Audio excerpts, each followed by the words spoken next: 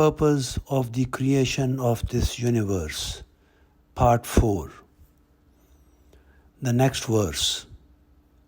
This is from chapter 7, verses 172 and 173.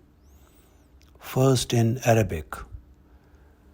وَإِذْ أَخَذَ رَبُّكَ مِنْ بَنِي آدَمَ مِنْ ظُهُورِهِمْ ذُرِّيَّتَهُمْ وَأَشْهَدَهُمْ عَلَىٰ أَنفُسِهِمْ أَلَسْتُ بِرَبِّكُمْ قَالُوا بَلَىٰ شَهِدْنَا أَنْ تَقُولُوا يَوْمَ الْقِيَامَةِ إِنَّا كُنَّا عَنْ هَٰذَا غَافِلِينَ أَوْ تَقُولُوا إِنَّمَا أَشْرَكَ آبَاؤُنَا مِنْ قَبْلُ وَكُنَّا ذُرِّيَّةً مِنْ بَعْدِهِمْ أَفَتُهْلِكُنَا بِمَا فَعَلَ الْمُبْطِلُونَ.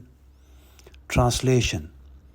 And remember, when your Lord brought forth from the children of Adam, from their reins, their seed, and made them testify of themselves, saying, Am I not your Lord?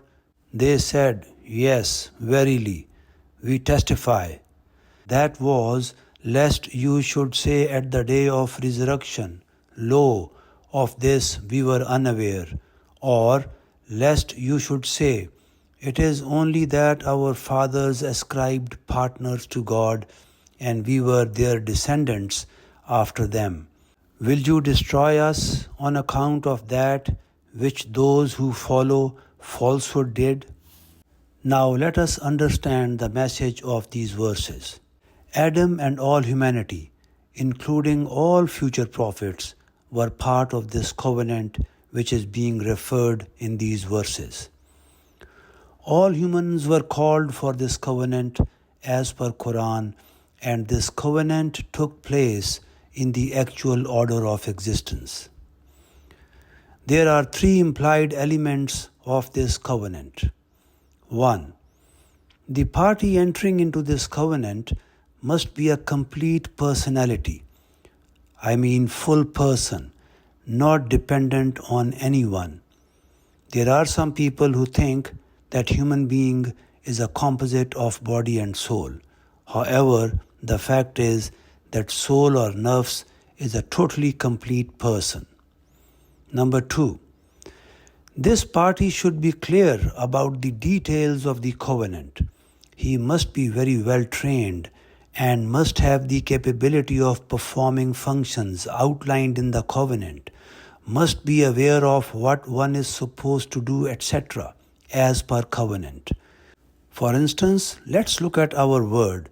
When a prime minister, president, or any senior government official takes oath, he knows that what he is supposed to do.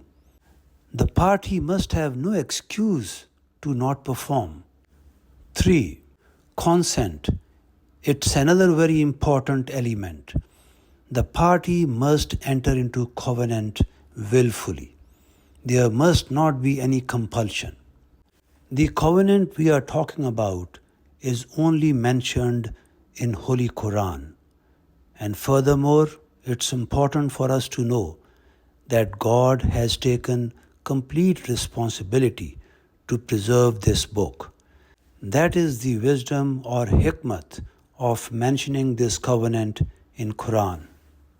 In the absence of this verse of Quran, a composite being concept could not have been refuted. Composite being means that human being is made up of body and soul. God is informing humans about the following two matters in these verses. Number 1. Life is a trial. They cannot deny it on the day of judgment because God had told them about the details of this covenant when they entered into it willfully. According to this covenant, they would be sent to the world for test. Therefore, humans will not be able to make any excuse on Yawm al-Qiyamah that they were unaware of accountability. What is Yawm al-Qiyamah? Yawm al-Qiyamah is Day of Judgment, which will be a long period, not like our worldly day. 2. The second is shirk, which is associating partners with God, which is the biggest sin a human being can commit in this world. They cannot deny oneness of God because they had clearly acknowledged the oneness of God when they testified to this fact. It may be noted that it is shirk or association of partners with God which opens the doors for all kinds of evils. Why would a person who commits shirk be afraid of meeting his Lord? Because he thinks that his assumed partners would be able to rescue him from accountability on the day of judgment.